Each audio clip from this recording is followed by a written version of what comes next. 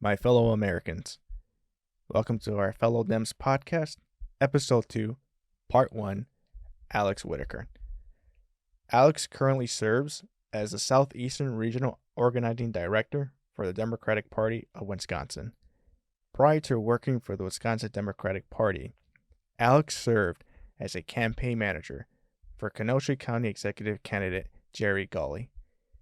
During the 2023 state election for Wisconsin Supreme Court, Mr. Whitaker played a crucial role behind the scenes that had Kenosha County overwhelmingly vote for Judge Janet Protasiewicz. Lastly, Alex is a loving father to 2 young daughters, a caring husband, and a good friend of the Kenosha County Democratic Party. Ladies and gentlemen, I hope you enjoy the following conversation. So, Alex, from my understanding, you were into March Madness. Mm-hmm. How Yes. did you do on your bracket? Awful. Just as bad as everyone else. I think 3 of my final 4 teams didn't make it out of the first day. Oof. So I had Arizona going pretty far. Houston survived, but then there's a few others that took a flyer on and just did not work out. But Sure. I was excited. This was the first year my firstborn filled out a bracket, or at least like day 1, and she didn't do much better. And but yeah, my family generally has like a small pool that we do together. It's just kind of something silly we do with it. But none of us. We were pretty much done with our pool after the second weekend because no one had any teams left. Sure. Which was how it goes. But yeah, I took the title this year, but not too much to brag about. Okay. Across the system. Yeah, I was one of my coworkers was doing that too, and she did it with colleges that she wanted to go to. Nice. Versus and then the other coworkers that I have, they do. Oh, I went to U of Milwaukee. I went to U of Madison. I'll place them here and put them in places where I think they're gonna win, but none of them won, obviously. Yeah. But I don't really participate in that. But it's always fascinating to hear how into people are into sports in general. I know lots of my coworkers are into fantasy football. Yes. So they're talking. I'll listen. I'm just talking Yes. to them. I'm like, I have no idea what you're saying, bro, but it seems like you're really enjoying it. It's fun. I mean, it's one of those things that I don't participate any longer in fantasy because it adds stakes to every game you watch then. Yeah, sure. And I just feel like just the season of life I'm in, I don't need the amount of sports I'm fitting in is about my max. Yeah. But I love March Madness. Last couple of years ago, I was able to take that first weekend. My best friend came over and literally slept at our house, and we had a few TVs set up, and we just watched basketball for hours. How many TVs you guys set up? We had 3 going at one time. Yeah. Which you can kind of do that first weekend. Sure. And it was fun. I think March Madness is one of the best sporting events of the whole year. Mm-hmm. And it's just it's fantastic. But yeah, this year didn't get to participate as much as I would have wanted to, but I look forward to it every year. Good. All right. Well, let's dive into something deep. Sure. What was America like growing up for you? Yeah. So, when you're growing up, your world's about as big as your block and your family. Sure. I was really fortunate. The more I've reflected and started my own family and just navigated the world, I've realized just, how blessed my upbringing was. Mm-hmm. We moved around when I was really young, but I spent my formative years basically, 3rd grade on in Lindenhurst and Antioch, Illinois, just right on the northern border in Lake County. Mm-hmm. And, 2 parents in my household. I never, for one day, questioned whether I was unconditionally loved or not, which the older I get, the more I realize just how foundationally incredible that is. Yeah. Great schools, safe places to play, green space. We never really wanted for anything. I had a really, really good life, big extended families that were semi-local. Mm-hmm. People for the most part, really supported one another in my family. And, I had a really, positive self-view, so really, really good foundation. And so, you kind of normalize your experience and think, well, this is kind of how it is for most, Mm-hmm. and the older I got and the more my horizons expanded, I realized that wasn't the case, Sure. and, and I think too, like the degree to which it wasn't the case has been like, even still, is pretty shocking to me. My hometown, incredibly homogenous. I think when I was growing up, it was like 98% white, Mhm. and it's one of those things that, I understand the history of how a lot of this has happened now, and those were, a multitude of small decisions by people before I was born and my parents were around, but it really created for me a very narrow view of the world, and just my experience, and like the different kind of takes on what is America and what are things like, for other people. So I was pretty ignorant, and I use that, term, in the more the technical sense, just to the different experiences that people were having. And it really wasn't until much later, unfortunately, that I really kind of had cognizance of that. But yeah, my upbringing was really great, and America was a place where if you worked hard and you played by the rules Yeah. and you did the meritocracy thing well, you could succeed, and that was like literally, I remember my mom having conversations with me about, my job is to make a productive citizen of you, and productive citizen, meant you achieve, go to get good grades in high school, you go to a good college, you get a Mhm. good job, and then you can, kind of give back and have success, Sure. very much like the 1980s, vision of being a great American, right? Mhm. And yeah, and I'd say, like, and she did that. I think I really loved school because I loved achieving and I was good at it.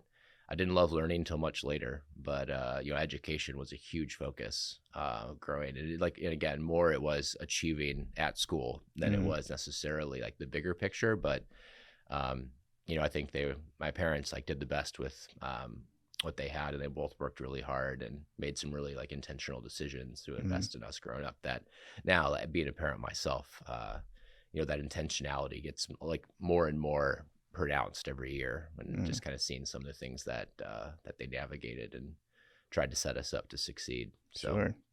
yeah, I'm very thankful for a lot of my upbringing. Good.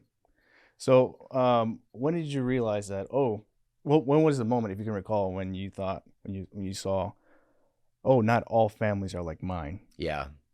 Well, it's like, it's one of those things that's really hard to trace because, I'm a big believer now, and like in the idea that our lives and our worldviews are shaped by the stories we tell ourselves. Mm-hmm. And so I would say there was definitely a pretty strong conservative bent in my family. Like, as I've grown up and kind of just been more cognizant of like worldviews and how they impact things, and just like remembering the conversations that would happen around tables and around.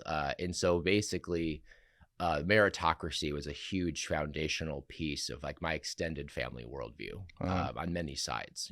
So I knew that people had things that were different, and that a lot of what we had was great and ideal, and a lot of that was just chalked up to, well, we had people in our family that work hard and do the right things and made wise investments, and mm-hmm. so all this, like, the systemic background was just really blurred. Mm-hmm. And so I think growing up, a lot of the way I kind of understood us having and others not was kind of through that lens of like, well, people have to, kind of make their way, and my family is where it is, and I'm going to be where I am, and we'll figure it out. And I want other people to succeed too, but this is how it is. And so it really wasn't, honestly, until my early 30s that the systemic background of the environmental background in which individuals are impacted and impact the environment and the systems they're a part of,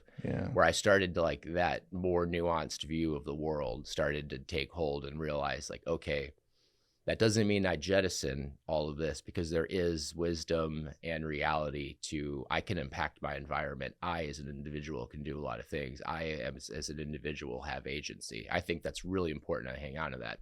But what also comes in, and usually rushes in pretty hard if you open yourself to it, is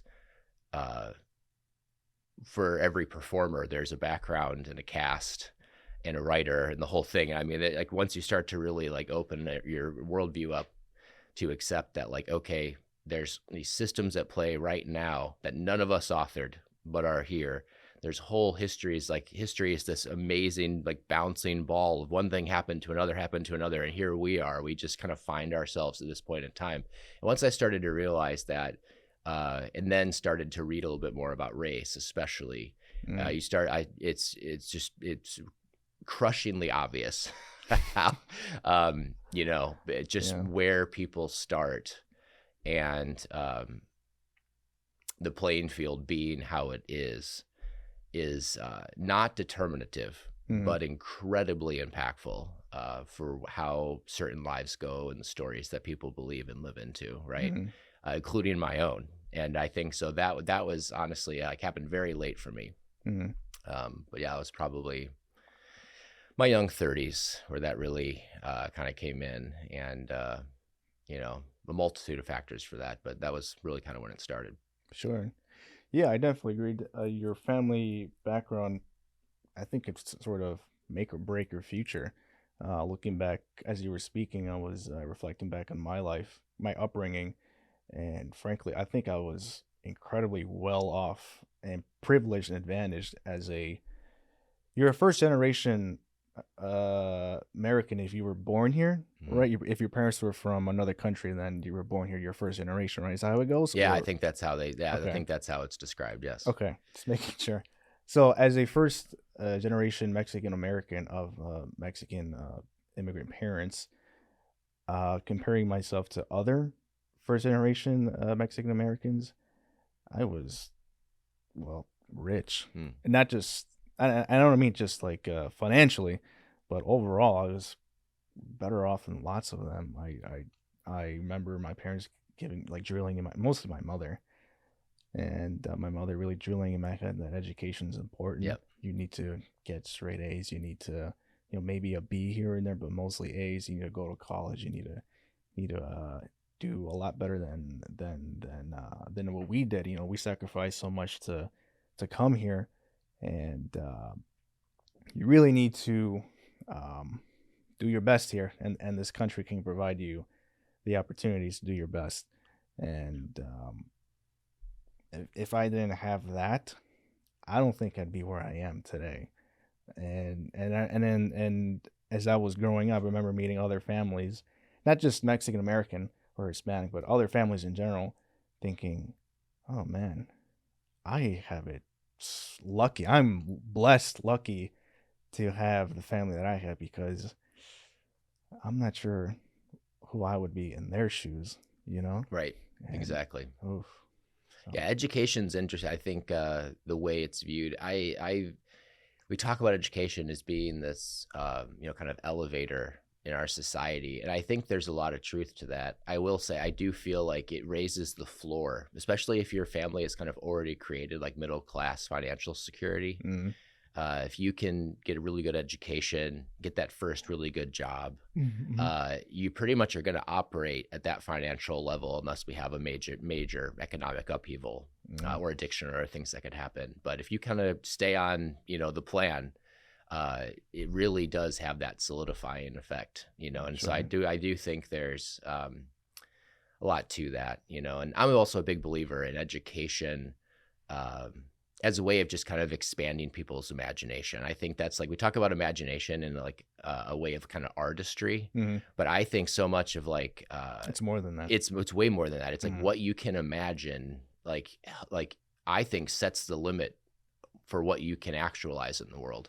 Sure. And so I think education, just I'm a big fan of liberal arts education for that reason. I think we should be studying artists and philosophy, and we shouldn't just go full on into all the hard sciences only, because I think you need to have a population that can just kind of see the bigger picture in multicolor. And I think that matters a lot, for human flourishing and thriving. And yeah, I'm a big fan of education for that purpose. Obviously we also need to have skills, and you can get Sure. those. Yeah, basic arithmetic is. But yeah, but wise, imaginative people Yeah. who have skills Hmm. are the people that can really not only raise themselves, but like whole communities with them. And I Sure. think, and having the vision to do that, Mm. I think education is a huge piece to that. And I think a lot of people, it sounds like your parents, my parents, like saw that, like that education piece um, might be like the thing you have the most control over as a parent, the thing you Hmm. can really reward. And then that might set the stairway, and then someone's got to walk it, Yeah. but at least then you have the options. You're kind of on your way, as you get to that, crucial young adult season. Hmm. And yeah, sounds like you had a similar ethos around that in your Yeah. household. Yeah. So, is there a difference between, in your opinion, do you think there's a difference between education and learning? Oh, big time. I think I talk about it a lot. There's a huge difference between, um, especially like I would say education and wisdom, Mm. or really it's knowledge and wisdom. I think best said. You can have knowledge of things, you can know about topics, but wisdom is, I think, really what determines like if you do good with that in the world, Sure. or don't do evil with it in the world. To be honest, Yeah.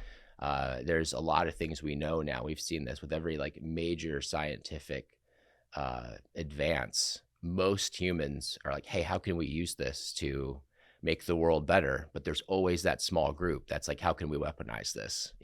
And I think we're seeing that, and in this last century with psychology and other things, like we're seeing the more we learn about humans, the larger our capabilities to bless and to hinder each other, for personal gain or like common good.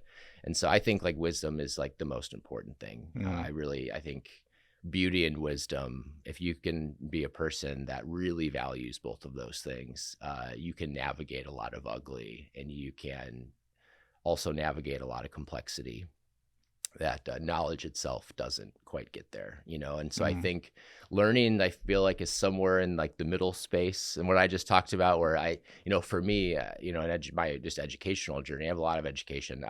It really wasn't until grad school that I really learned to love learning for its own sake, where I figured out like, hey, achieving in this arena isn't what I'm after. What I'm learning, this was really in grad school when I was in seminary. And what I'm learning, I want to be able to bless people with. I want to be able to explain this in ways that moves and educates and blesses a community. And so for me, like it's something flipped where all of a sudden it was like, okay, I can learn all these things, but if I learn them with the sake of for like others' benefit, including like my own even, but mostly others, it something tripped of like, okay, this is no longer just about achievement anymore, because who cares? No one's going to ask me about my GPA from seminary. No one's going to care. What they're going to care about is, can I take these huge ideas of interpretation and mystery and all these, theology, and can I make it something that people can bring with them in a helpful way?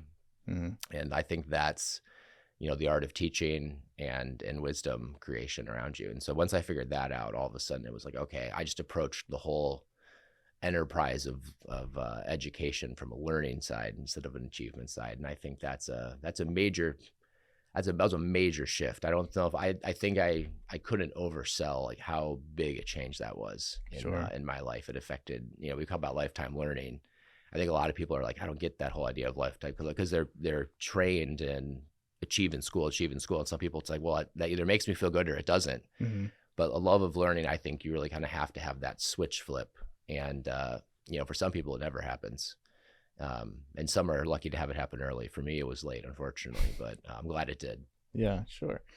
Yeah, when you were speaking about knowledge and wisdom, I immediately thought of knowledge is what you know, like memorizing all the facts, statistics, data that you learn.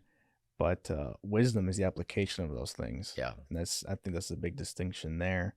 And do you think learning how to learn, is that something I don't want to use learn again. Is that something that can be taught, or is that something that someone already has in them? Like they just discover it? I think it's a little bit of both. And I mean, I don't think we can the value of a really great teacher. It's Man, priceless, dude. It's priceless. I don't think you difference. could. It just takes one or two. I mean, like we have people that teach us things, but then I think we could all point back to someone who's like, man, they just like love teaching this stuff, and I should kind of love to know it. Like there's kind of this thing that happens. I remember when I was in seminary, I took a class on education, like as a topic, and they talked about learning styles. And all of a sudden, and then this teacher was really rhetorically very intentional.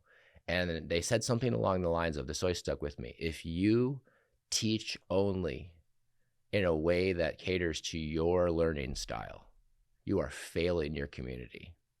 And I remember it was one of those, like they used words like that on purpose. And then they just like let the statement hang. Yeah. I loved it. I remember even at the moment being like, what an effective moment they just made, like rhetorically. Yeah. But then it impacted me. I'm like, man, because like here's this, group of, kind of, we're nerdy seminarians, you know what I mean? Like we're like all analytical types. We're all like, we want more information. We like to play with ideas. Like, just give us the data and we'll kind of like do it. Like that's what we like.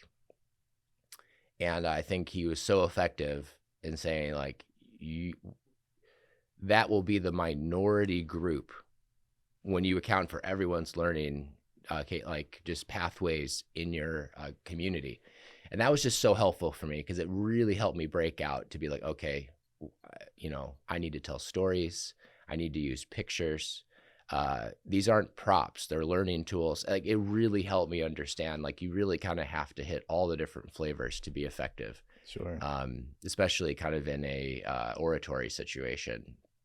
And that was really, really formative. And I think so for me, that whole story is meant to say, I think people have to kind of discover what is my way of learning. And I think once they can discover that, then they realize like, okay, now I can kind of set my learning to have that be catered to, so there's just so many options now with podcasts and everything else, and for me, I've just learned I kind of need this like balance of different sources, and I just love input, so for me, there's just like, I can just flood myself with information and I love it. And there's other people that just aren't that way, and that's not, right or wrong. You just kind of have to know, how do I like to learn, and then do it that way. And I also think too, people, they have to have something driving the passion to want to know, and whether that's personal growth, whether that's serving a community, whether that's professional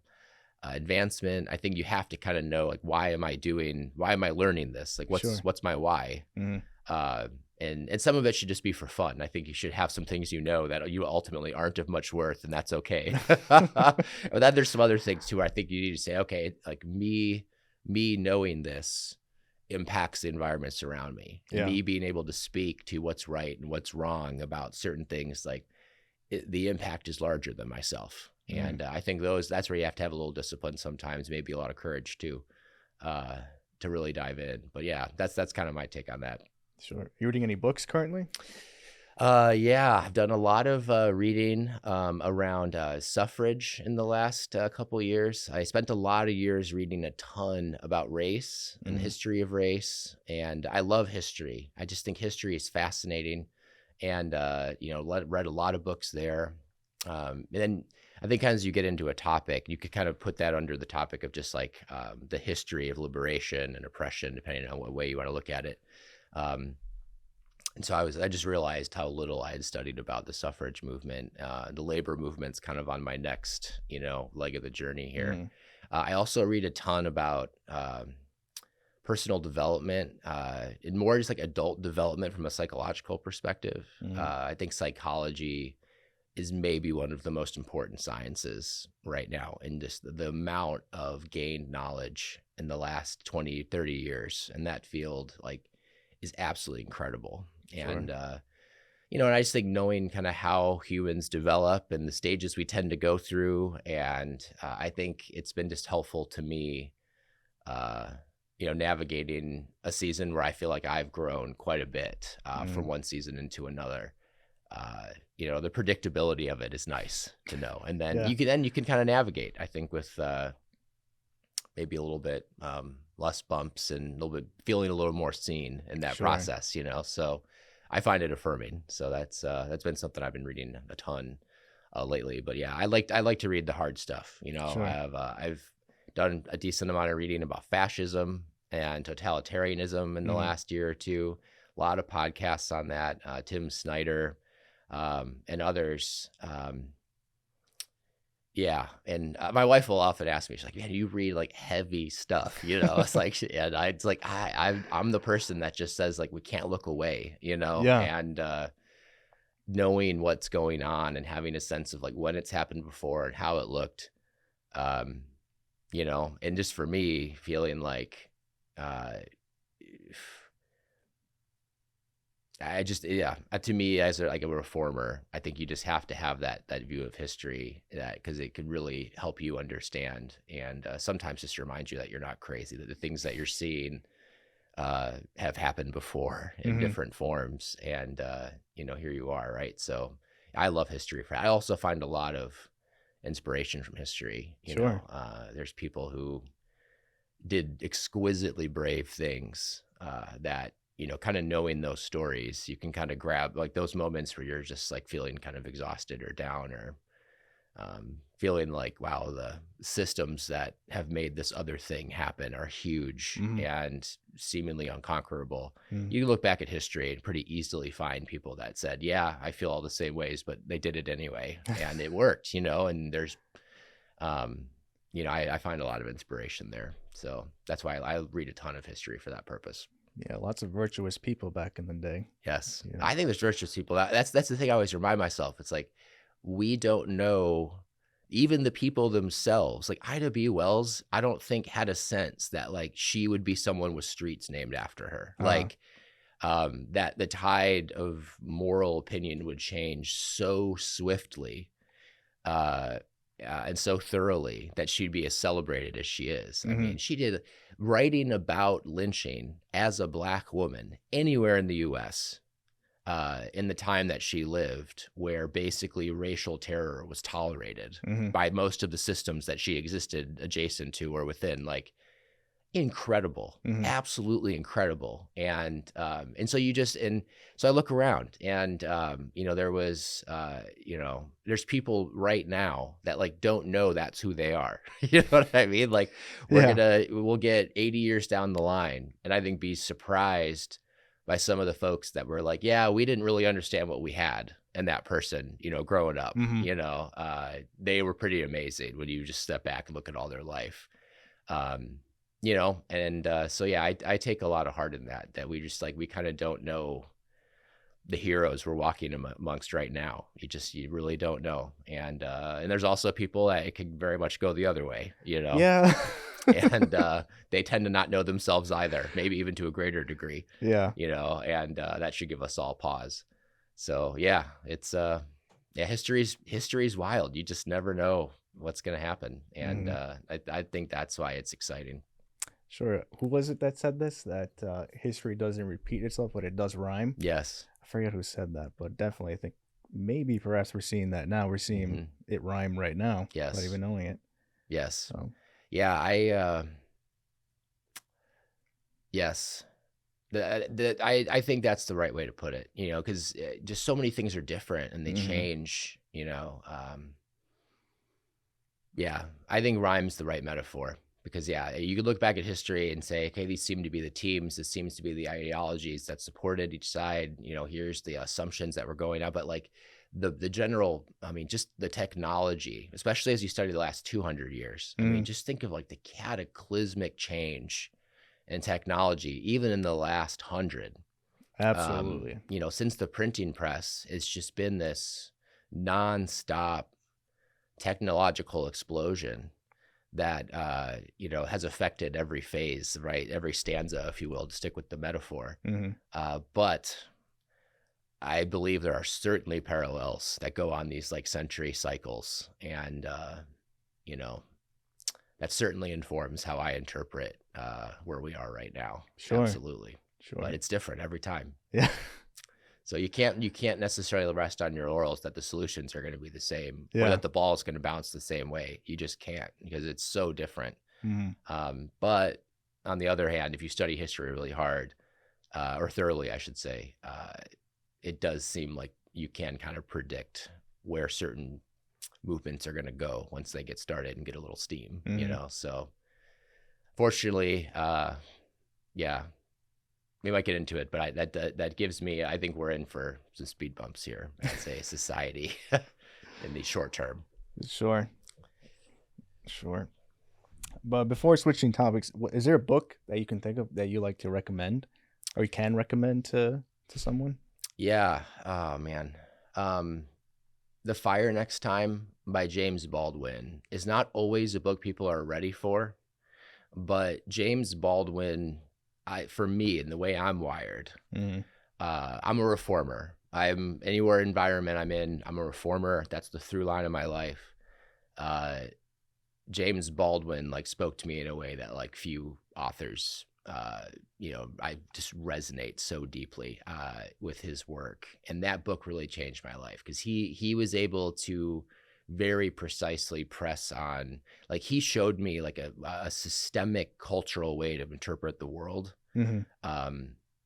from a position of yearning for liberation and literally being a part of the movement, doing it in the civil rights era.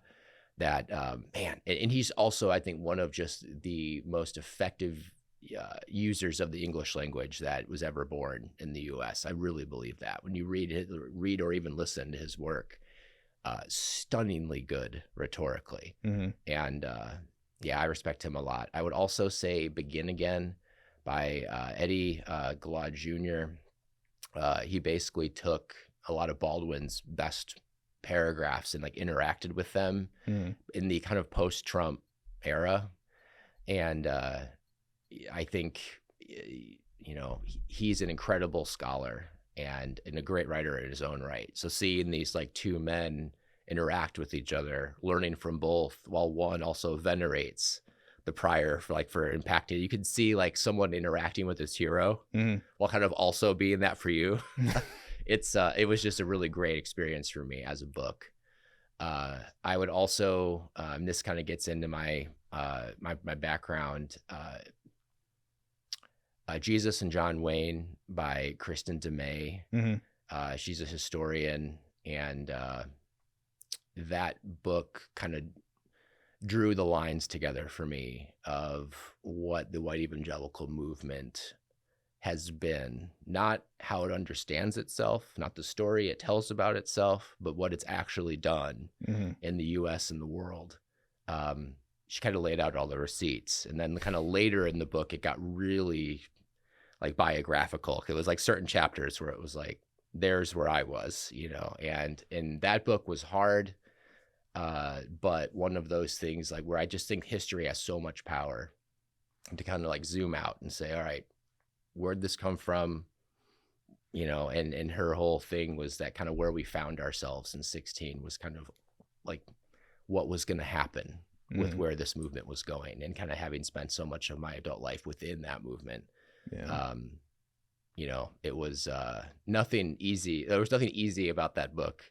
But at the same time, I thought it was really, it was enormously impactful, as it affirmed and kind of connected all these disparate pieces and names that I kind of had on the table of my mind. It kind of drew the lines together in a way that really just kind of snapped the bigger picture into focus. And I think books that can do that, are more than just knowledge, right? It helps you approach the world in a wiser, more studied way, so I would also say that one was big. Okay, well said. It's always nice to hear people share books that have had such a large impact on their lives, and I definitely always like to read books that do just that.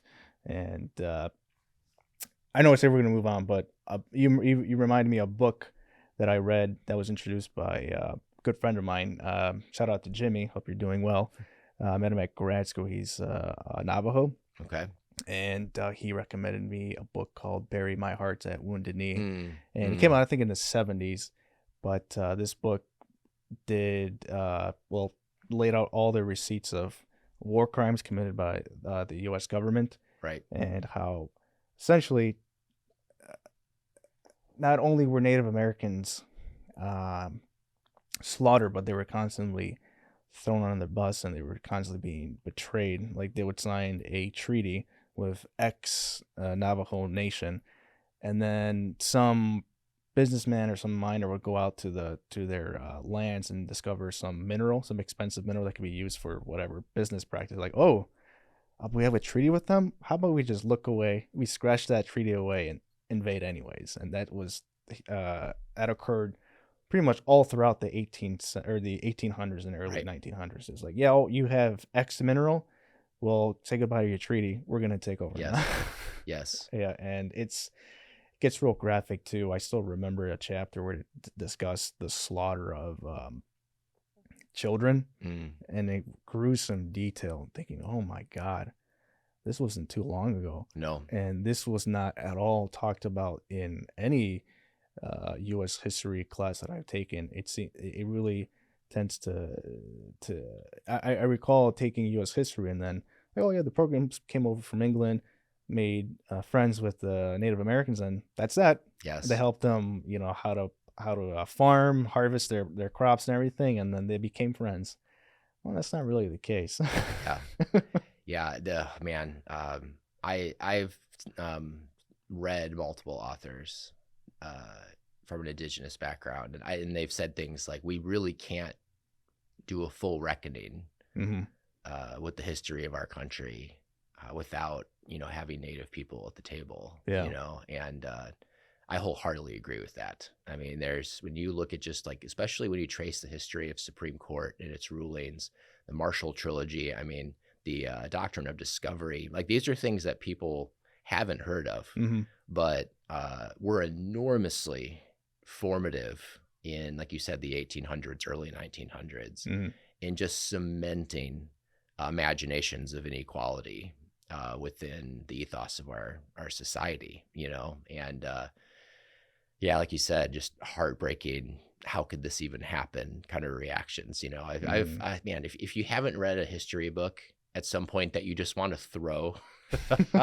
during your reading of it, like you're reading fan fiction, you know what I mean? Yeah. And it's both, I think you have to look back at those eras, and there's always a person or a small minority of people that saw what was going on, and the name escapes me, but there was basically a missionary advocate in Georgia that literally, stood up about what was going on, and tried to use, their privileged place within that stratified society to say, hey, what's going on here is wrong. Like land's literally just being taken, like you said, contra to these treaties. Like applying the law would be all we need to do to avoid what's going on here. And to see how even those people were destroyed by the system at that time. Yeah, it just really, I think, like snaps into focus that just oppression and greed and just this like the difficulty of liberation under huge systems. It's a part of every culture, of every society. And, I think those are the kind of things you just have to look at. Like you just have to look at those things straight on and let it impact you. Because I think it, again, expands your imagination. And I think a little bit starts to inoculate you a little bit to, hold on, like as you interpret the world that's closer to where you live now, just to know that that's kind of the ripples of that are still being felt. Sure. It just helps you navigate some of that, even emotionally. I think just to be able to face hard facts and keep going despite those, I think that might be the foundation of reform, is being able to do that. Sure. Yeah. As I was reading the book, I had to put it down a couple times because of how graphic the encounters were with ex-Navajo people and the U.S. military at the time. Like, Jesus, this was completely buried in the history books. I don't think that should be allowed. And if there's one group of people that I could understand and wouldn't mind carrying that flag that says "Don't tread on me," it would be the Native Americans. I'd be fine seeing natives putting that on putting a stick on their pickup truck or carrying around during protests. Like, yeah, sure, I think you have every right to wave that flag around. Not so Yeah. much people on the right. I'm like, well, not really. How is the government really threatening on you? I'm sure you can find cases, but not to the extent as the Native Americans have experienced. You Yeah, I know? think when you see like what I would call like true and like vivid victimization, and like the obvious ripple effects that it's had, I think it makes it harder to accept the victim Mm-hmm. narratives of other groups, Mm-hmm. kind of in that same cultural milieu, Yeah. and that's not to say like there's not room for grievance or specific like, hey, this isn't right. Like, sure, you can talk about those things, but Sure. yeah, I think you're right that there's just I think when I would say I would add, I think what's worse than not being mentioned at all is quickly being mentioned. Like, and this is as I reflected on history and kind of the history I got in high school. I remember a lot of like the Trail of Tears, Mm-hmm. even Wounded Knee, Custer's Last Stand, and all this. Like I remember it being mentioned. The Great Migration. Mm-hmm. I remember like having history lessons about, it was really bad in the South, and basically from these years to these years. But like, and I get it. Part of it's just there's a lot to cover, Uh-huh. right? But I think the quick mention's almost worse, because I could have told you, oh yeah, I've heard about the Trail of Tears, but then to really feel it viscerally, Mm-hmm. like to read accounts, to get into like the litigation, uh, like, and I use that word with all possible elasticity that Mm-hmm. led to that decision being made. Just the callous nature of executive order after executive order, uh, just the dehumanizing environment that all this happened with it. Once you start to see all that, Mm-hmm. all of a sudden, it goes from, yeah, that happened, write that down on a test, right, to something you can kind of feel in your bones as like, wow, this could happen. And Hi. I hope you're enjoying this episode. I unfortunately have to make a brief interruption. And that interruption is to state that it was at this moment when my audio recorder decided to shut off. Therefore, I was unable to capture the next two topics that we discussed. The next part of the episode continues after Alex shares his experience being a pastor. Thank you for listening, and I apologize for the technical error. Enjoy. Switching topics here, you've worked as a campaign manager, as a regional director, and mobilizer. So I'm wondering, could you share the process behind campaigning, organizing, and mobilizing? yeah, thinking like more like my personal story, or just kind of like how people get in and how that looks. Both. Okay. I got into my first kind of like overtly political job. It's funny. I say I was a pastor for a lot of years. Now I'm a campaign manager and organizer. So I've been in politics all along. I kind of say that in jest, but I think there's so much overlap between like kind of like what, when you're so much of like what being a spiritual leader, we tend to like think about like spirituality and then like life and be like, oh, like they're separate. They're not separate. Like, Mm-hmm. when you're shaping the future and you're helping people, like you realize, or casting a vision for what is and what could be and what is reality and what are the factors around us. I Mm-hmm. mean, like I've just seen so much overlap. There's also just the practicalities of like, if you're going to be in, the nonprofit world in general, no matter what, style or approach, you have to be good at managing volunteers. It's a very unique approach to leadership and management, everything from scheduling to expectations to emails, use of humor. I mean, it's all there. Mm-hmm. I've been really surprised at the amount of like just one for one transition a lot of those skills have had in the roles. But as far as when I kind of found myself in this desert season and kind of seen how important I feel like the next number of years are going to be for our society. I just was kind of talking about this. I was really into the anti-racist work I was doing at the time here in the city. Through that, I got on a work group for the Racial and Ethnic Equity Commission here in town. Jerry Gully was putting that together when he was a supervisor on the county board, and my name was kind of put forward as someone who you should consider for the work group. That's how we met. Kind of navigated that season. I got a sense of he is a person that has woo in spades, and woo is a strength. Like it's in the literally in the strength finder for Clifton. I've met a small group of people that have this. They're just the people like people want to be around. They want to help people smile when they're around them. Jerry had that, and you can't teach that. I think you just have it or you don't. You can do certain things to impact in social interaction, but I don't know if you can teach it. He had it. People wanted to follow him, and he had vision. He was a person that kind of knew what he believed and wanted to make the world better. And so he saw that in me as well, and he kind of saw me as more of a strategist and someone that can kind of see the turns that something's about to take and kind of get in front of it. And so yeah, when he decided to run for county executive, he approached me and said, "Hey, I think you should serve as my campaign manager." And so yeah, that's kind of where I was at the time. I'm like, yeah, this sounds like it aligns, so let's do this. And it was an amazing experience. Learned a lot. I would say campaign manager is a very difficult role because you have to know something about a lot of things. It's a role for a generalist. Sure.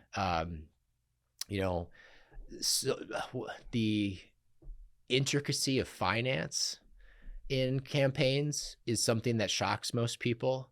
If you want to start a business, there's someone at every bank that knows how to do that. So that knows like what needs to be filed when, how the process goes. They could here's a piece of paper, they lay it all out, no problem. Not every bank has someone that's like, yeah, here's how you set up a committee for a campaign. Here's how this goes. Here's when you have to report. In fact, it's like, it's a niche small thing. So there's that. I mean, you're setting up a business. You need phones, you need an email, you need a website, you need domain, you need SEO. Now you're doing digital marketing. So you need someone that can create content, schedule content, do ads, all that kind of stuff. I mean, you are into all kinds of things. Oh, by the way, there's live events. There's, speeches, writing statements, trying to figure out, you got to get signatures. It was a spring election. I mean, you're out in the bitter cold asking for folks to sign on so you can get going. Of course, the sidewalk cleaners are here today. Yeah, right. So all that to say, I learned a ton. I felt like we were drinking from the fire hose the whole time. One of the best experiences of my life though. Met incredible people. It was the fusion of our social network, C&I, and there's people I met in the midst of that campaign I'm still super close with, still do work together with. It was pretty amazing. I didn't make it out of the primary, but we tried to carve out that middle that it's just really tough in a partisan environment. And but in a hyper partisan age, we almost got 1 out of 5 votes in a primary, kind of coming from nothing. And so I'm really proud of that work. And but yeah, I just think I really loved that role because it was a generalist role though. I feel like every day was different, and we got to be creative. I met some amazing artists and really kind of got to know the ins and outs of Meta and Google and some other tools that it was just a really good learning experience. And then outside of that, one of the things I took away was, we tried to kind of run against partisanship and can we take a nonpartisan position and not make this a partisan exercise? And kind of just realizing there really isn't a middle to venture up. That honestly, some of it's just the mechanics of voting. By the time we had our first real forum where Jerry did great and most people left feeling like, wow, Jerry really stamped his place in this race. Almost a third of voters had already voted. Game over. And once I kind of realized that, where it's okay, with early voting, with absentee voting, with how truly large the Democratic and Republican bases are, people that aren't going to listen to anything other than, is there an R or a D next to your name, or have I gotten an email that kind of says who our person is? Mm-hmm. And I don't necessarily demonize that. I mean, for some people, it's like that's a perfectly fine way to go about it, but it basically makes it nearly impossible for someone to kind of come in and truly run in a nonpartisan fashion. And so that was just a major learning for me. And, and then in the midst of that season as well, continuing to see kind of the rise of, major legislation being overturned. You're starting to see this kind of end game of the right-wing playbook for the last 50 years kind of come into its own, and realizing like, okay, we're in a moment right now. Like, this is not business as usual.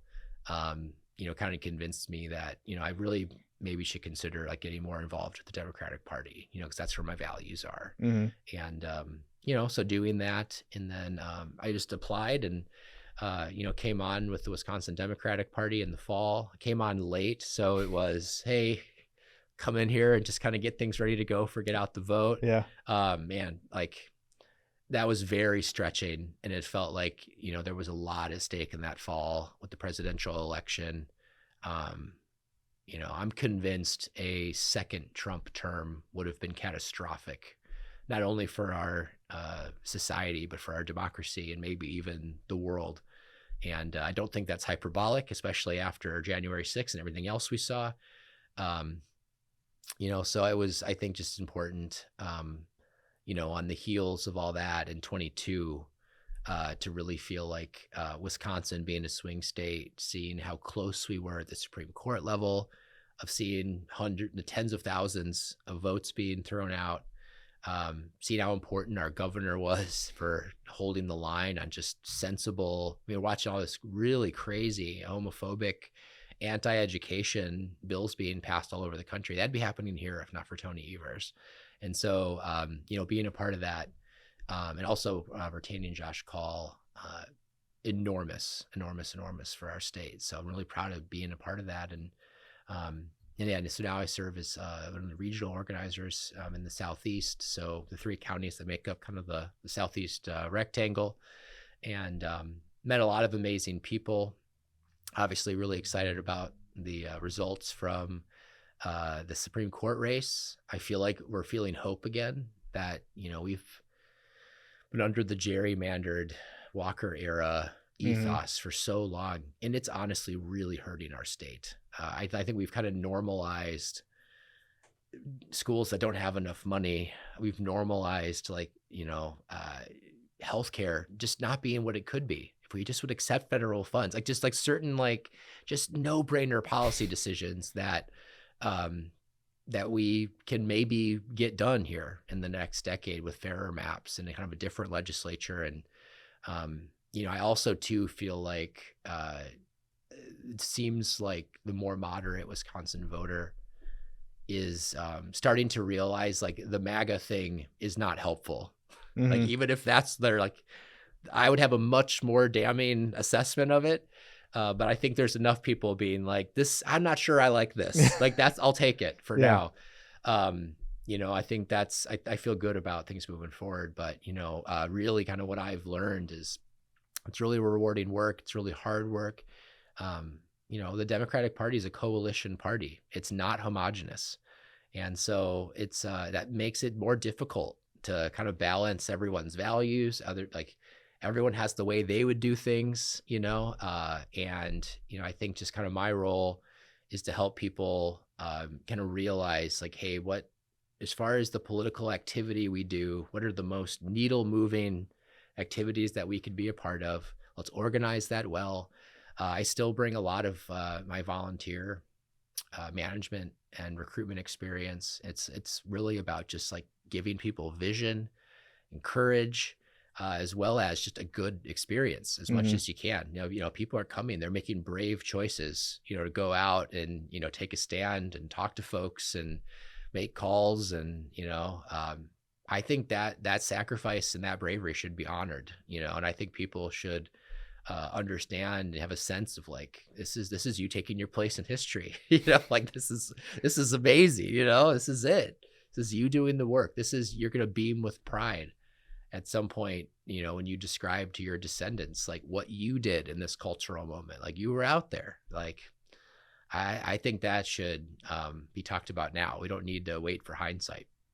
And so I think that's a big part of my role, the way I approach it, and then just making sure just things are organized. Like when people show up to something, that it runs, and they feel like their time was well used, and they feel like they understand like how everything clicks together, at least as much as necessary for that moment. So so yeah, that's kind of been the journey, here, from campaign manager to organizer. And it's been helpful. I mean, having done both roles, I think I'm able to, to empathize with campaign managers, to, not take things personally when like texts take a while to come back, and, realizing they have like 18 things they're working on. Yeah. You're like maybe 17 on the list, and that's fine, and then just bringing value to the whole system, knowing that candidates need to work together with their managers, and managers need to work together with the organizers and the state party and the county parties and the different personalities. And then there's, the groups that advocate kind of adjacent to what you're doing, who you share values with. And like, there's just a lot of personalities, and just helping yourself and others remember, like, we're on the same team. Ultimately, what we're all here striving for is a more equal, more inclusive future. That's usually, you can reduce down a lot of issues to that. And we just want people to be able to thrive and be themselves and still feel like they're a part of things here, and that's what we're about. And I think sometimes it's easy to lose sight of that, especially when there's stress and various opinions. And, our system, it's a winner take all deal. There's no trophies for second place. You don't get to kind of legislate if you get second, so Yeah. The stakes are high, Sure. and people feel it. And people, they give a lot, and it's really great to do it together. I think the through line from my prior role to this one is I get out of bed, at least in this role, feeling like I did before, that what I'm doing is investing in shaping the future for a place where the light can shine a little brighter, and where everyone can be who they are and thrive. And that's kind of as I approach policy, and what my values are generally anchored in. If we can make a system where people can thrive, in a cultural milieu where people can really be individuals, and both those things can happen together, like that's a free society. That's a truly free society. And we're not there yet. And but I think we've made a lot of progress, and I think there's a lot of other people that want that too. And so again, I think I'm very thankful I get to do the work I do, because it feels very like frontline, and I get to invite others to the process, Sure. which is great. Well, man, I can't think of anybody else who would have done a better job. So Thank you. Glad that we have you. Yeah, no, I'm happy to be here, and especially in Kenosha County, I feel like we're seeing a lot of the benefit to, I think, just some relational trust with each other, with, I think, a state party that's very well run, very well run. I mean, the quality of leadership and of like the humans that make up the Dems, I'm continually impressed. I am not the smartest person by a long shot on any call I'm on with that group. Man, the smartest, most passionate people I've met are a part of this organization. And I think that speaks to not only the organization, but also the importance of the work we're doing. People just realize that, like, I want to be a part of what's going on. And at the county level, I think having the vision and the openness to saying, okay, like, how do we make the most of the strategy that's laid out, to win? And it's not really just about winning. It's about getting people elected who have the values, the vision, the policy that can allow for this individuality matched with like, systemic good policy where people can thrive. And it just feels really good. And we're definitely, I think we're seeing more and more people start to understand that, like, as a party, we're not perfect, but we do seem foundationally committed to progressive values, to moving forward, to giving everyone a place where they can be good. and where we can kind of meet the challenges head on and be honest about the past, realistic about the future, you know, but not be afraid to like let each other inspire each other one every now and again to say like, how could we do better? Like we could, better is certainly possible, you know, and let's do it. We can do it. Why not? So, yeah, I'm really proud to be a Democrat right now in this season. Proud to be a Kenosha Democrat. And I'm also proud to organize. I think it's a very, very, it's been a very rewarding role because I think like just the work is important. And I think other people see that too. Mm-hmm. And so much of what I get is making other people around me feel bigger, to feel a sense of the moment, and to bring themselves, because you know I don't hold every strength. We need each other, right? And yeah, and a part of a system that I feel like is positioned well. You know, so if I do my role well, and everyone, you know, kind of get Bill Belichick. If I do my job, everyone else does their, like, we're all good, right? We're going to do well. And, you know, I think so far we've seen that can be a thing. Well, good. So approaching 2 hours and I have 2 more questions for you. Let's do it. All right. So what has parenthood and marriage taught you? I love this question. I feel like for me and my wife, like we went into marriage, I don't know, expecting this, but kind of one of the vows we made was that like our relationship would be a place where like unconditional love would be the thing. And it sounds strange, but part of unconditional love is kind of making the promise to each other that like neither one of us is leaving. I heard a comic say like marriage is a cage match to the death. Like 2 of you go in, 1 of you comes out. Yeah. And like, honestly, like I laugh and it's funny, but like that's how we viewed it. Like we are in it for life, like, and till death. Like that's literally what it is. And what that does is it creates an unconditional love and a connection as a team that like isn't going anywhere. And so what that did for us, and like my wife is you know, she's a challenger, she's a leader, we're gonna make this like, you know, a certain, like she's powerful. Like she's one of the most impressive people I know, and I'm a reformer, so you can imagine how that looks in a marriage. But we've been able to like challenge each other and make each other better. And we grew a ton. We did not come into marriage with premarital counseling. That cost us a lot of joy in our first year. I wish we had gone to premarital counseling. We would have just had communication tools that we like eventually got to. But that first year, like it was all lessons learned the hard way instead of just being like, okay, we learned the thing. And as a pastor, I've done a lot of premarital work. And I think that's some of the best work I did. Was giving people some of the tools to just kind of head off, and like they're 2 people fusing a life together. There's going to be issues, right? But sure. I think for marriage, if done the right way, or done in a way that's foundationally about commitment and love, you can really make each other. I think the road to self-actualization gets shorter as a result of being in a relationship like that. Really, really great friendships can bring shades of that. But marriage, like the proximity is just unreplaceable. You know, you can't, you know, there's no escape from each other. And it's been really, really good. And, you know, I'm honestly thankful that I got married young. I think it helped me kind of grow and be who I am today. So I think that was a big deal.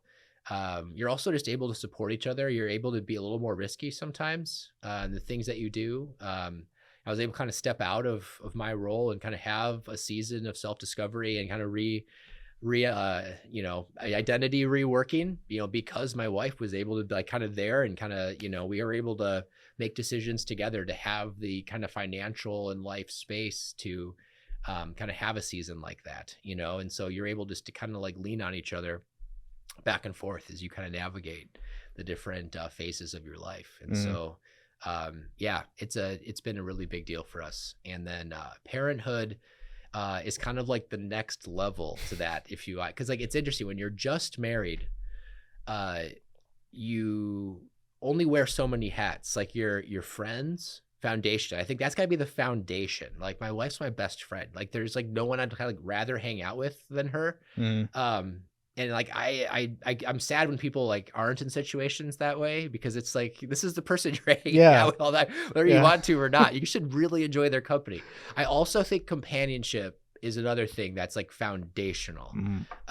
Right there, second place, because companionship, that could take a lot of forms. You know, sometimes it's the "Are you there for me?" question that is really like, that's the core of the companion. Like, are you my companion? Right. And that's good times, bad times, all of it. And then there's third, lover. And I think that's really important too. Like, just the physical side, the body side, the need for touch and intimacy and connection and the whole thing. Like, I just think like, if you can find all three of those things in your marriage, that's great. And that's, I think, the core to be really going well. What people don't tell you, and I think like in our marriage, we achieved that. I think we have a really great marriage. We achieved all that before having kids, which I'm also thankful for. Here come kids. What people don't tell you is that your marital satisfaction tanks when you have children. Oh boy. Most people aren't brave enough to tell you that out loud. Your life's going to change. And like, having kids, it's like the ultimate both and. Like, you are physically brutalized from lack of sleep, and all of a sudden, like, your hobbies disappear. Like, your marital satisfaction just like takes a absolute nosedive. Working's harder because of all those things, right? Like, your brain is foggier. Like, you're just not yourself anymore. Like, the vision of who you had of yourself is changing dramatically. But there's also this like little human that unlocks things inside you that you're like, that level didn't exist before, you know, like, wow. Like, as far as love, devotion, unconditional love, I think is maybe in its purest form from parent to child. You know, all that's like brand new and incredible, and they're just adorable, you know. Like, there's all that, you know, everyone has the cutest kid, right? Yeah. So I think parenthood like teaches you then like how many more hats you have to wear as a full grown human. And I would also say, as a millennial parent, we have been tasked by our society with the responsibility to leverage what we've learned in human development and psychology in the last 30 years. I think we're the first generation that's like finally like kind of holding each other accountable to, we know better, we got to do better. And that comes at a pretty steep cost. And as someone kind of in it still, it's harder. And there's a lot more self-sacrifice and patience needed. And there's just not a lot of societal norms. So it still feels weird and even gets ridiculed as we're trying to raise humans that are in touch with their emotions, in touch with each other, have a sense of the interconnectedness of their own selves, right? Not easy, and not how we were raised in general. And so there's all that. But, you know, I think, you know, there's the kind of that happiness smile that I've heard talked about, that like, you know, you kind of get in the hard season when you're married, you're working, you have kids, you're kind of, you're still paying for a lot of bills and a lot of things, and nothing's kind of reached that like sunset stage, right? But then as you kind of get past, a lot of that starts to kind of change, you know? So I think for me, parenting, it's really given me a lot more, like kind of the empathy thing I talked about. A lot of that comes from being a parent, you know. All of a sudden, like, you're seeing the world differently. You're like, it's like people now turned into other people's kids, you know. You're starting to see like the environment so-and-so was raised in made that predisposition. Like, you can have compassion on that now. I think for me too, just the,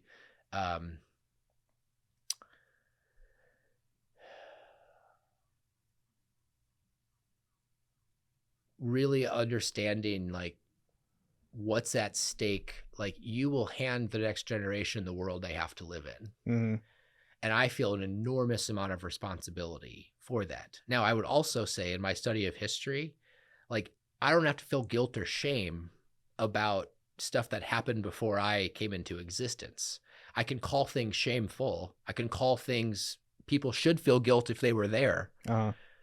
they could have been better. They could have done better. But what that does is that motivates me to say, well, here I am in my time. We're certainly going to have things that we're morally blind to right now that like we're going to apologize for when we get there. But I'm going to have the courage to apologize. I'm almost certain of it when we get there. And right now we're trying to do the best we can. And I think so that sense of like place. And then finally in parenting, kids are a mirror.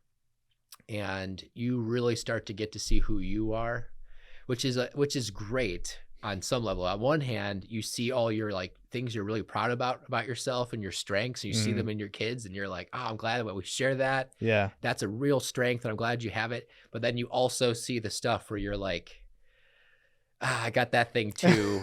And that voice in there is not the easiest to live with. You know what I mean? And you're going to have to figure that out. You know what I mean? And then you see also some of just your own idiosyncrasies, the energy you bring to a room, the phrases you often repeat. Not all that's intentional, you know, and then you start to see it. And so it's a mirror, and, you know, we try and be really intentional. And there's like a lot of like ways that my wife and I parent. I give her a lot of credit for really leaning into the science and like our certain approach, especially when kids were young. I think like I'm really thankful for her to be like really strong on some certain decisions that she was 100% right on. And then, you know, really just creating an environment intentionally to for our kids. It's really about, you know, getting them to see beauty. I think you know, I would want my kids, I think a major hallmark of wisdom and adulthood is being able to stare darkness straight in the eye and be courageous anyway, and also being able to see beauty and cry over it and just be so thankful it exists. I think you have to be able to do both. And people who do one or the other are generally not healthy. And, you know, so we're trying as much as we can, and we're kind of leaning positive now, because so much, I think, of the hard stuff gets pretty abstract. And so I want to kind of prepare them for a world of complexity. And yeah, that's, how do you do that? I mean, that's, you know what I mean? So we're trying the best we can, you know, but for right now, we're doing our best. Man, that sounds great, dude. I one day would like to get married and have a wife and family as well. And I don't know why I thought of this. I thought of a meme that I saw on the subreddit called Dank Memes. And it was the meme goes, all men want one thing and it's disgusting. Only one thing and it's disgusting. And it shows, you know, Pepe the Frog meme. Yep. It shows him embracing a photo while crying, and that photo is a house, a white picket fence, a car, man, wife, and 2 kids. Yep. Shows him embracing that photo, just crying. And then people were commenting saying like, I'm assuming they were men, because they were saying, oh, I want this too. It's just that I'm too poor to have a family. I'm too poor to have a house, to car. And I still live at home with my parents and so on. And hearing you share your story about your family definitely gives me hope that there's still young people willing to make all kinds of sacrifices to have that family. I think the biggest thing, you know, it's interesting. As much as I really, really believe in marriage, and it was good for me, and as much as I really, really believe in having kids and becoming a parent, because it was like the right decision for us, both are really hard. And part of the reason, a huge contributed factor to the reason that I really like being married is because my wife is amazing. And she's grown, and she's smart and like likable, and has all these positive character traits, and has consistently grown as a human, right? And we've grown together. Like if that weren't the case, and I've met people that they haven't grown, like being married wouldn't be that great, you know? Being married to them would be a struggle and maybe even a detriment. Parenting is ridiculously hard. And my wife and I have every advantage to like, and we even thought it like at times it's ridiculously hard. And so I've kind of gone from the like, I think this is for everybody. And I'm much more in a space now of like, I think the most important thing is in life is feeling like you're first of all in touch with who you really are. You're healthy as an individual, connected to an interconnected world. And then finding a path in that like brings you joy and meaning, and it's a mutually, like, it's a win-win in life, maybe even a triple win. Like, you know, a good marriage is good for not only two people, but it's good for a household, and it's good for a society, you know. People who are just stable, you know, in life, bless more than just themselves. And but that same stability, I've met single people who it's like they've found all that, like they got the thing, you know what I mean? Like, I'm not sure I would have had it without getting married. That's me, you know what I mean? Like, I'm pretty sure, like, you know, there's a certain like refining fire of a relationship and an institution called marriage that for me was really beneficial, but other people, like, maybe not so much. So I don't know. I feel like I like to aim at the feeling whole is the thing, you know? And if you can feel more than whole and even like you're kind of exponentially good and just happy and like living into your values and meaning with another person who you also like is your friend and you have companionship with and you think are pretty hot, like all that's great. That's you know an absolute win. Exactly. And, you know, so I'm a big fan of like, don't rush that. And so much of that is, honest to goodness, just luck, and finding someone who'll like grow with you, because like who you marry is not who you're married to. Like you go through like 3 or 4 different like developmental stages in life in a marriage that lasts any number of years, and like a lot of relationships don't survive those developmental changes, you know.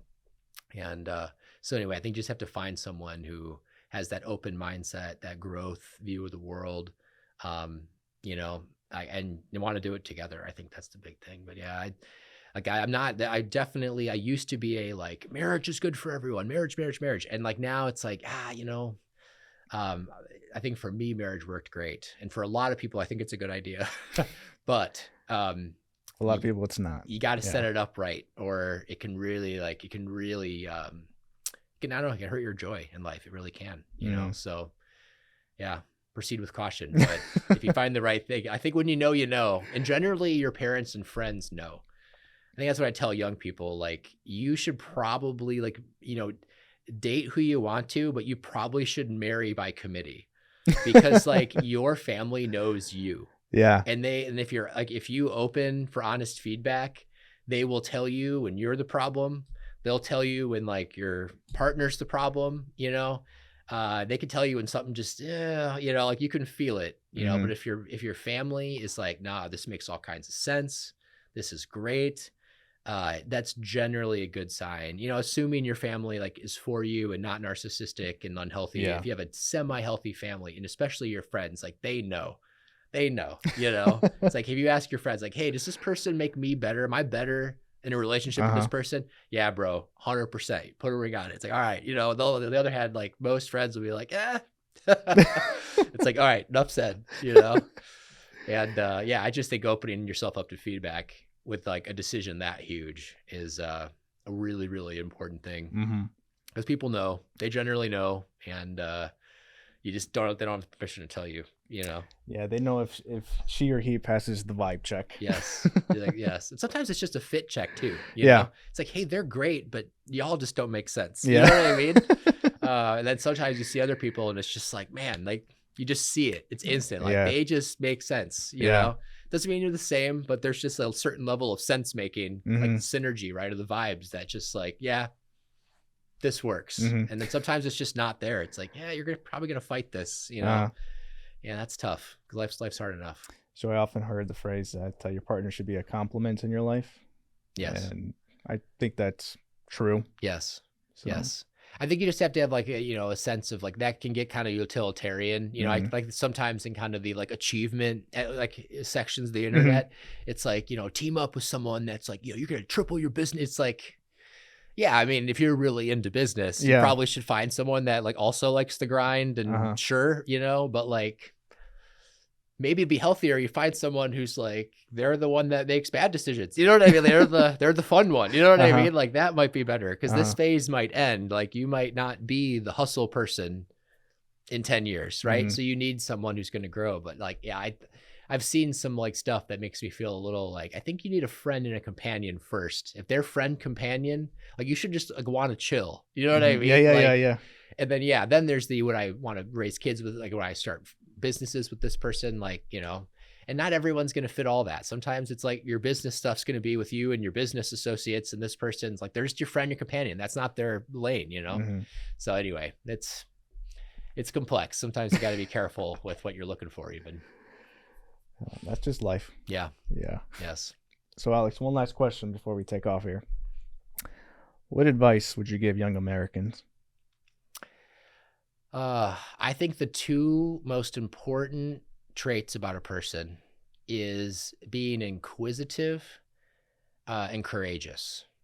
And I think both of those kind of under the umbrella of love, if you will. But I have found love without the other two things can get led astray pretty fast. People, I'm very, very convinced of most things are not motivated by malice.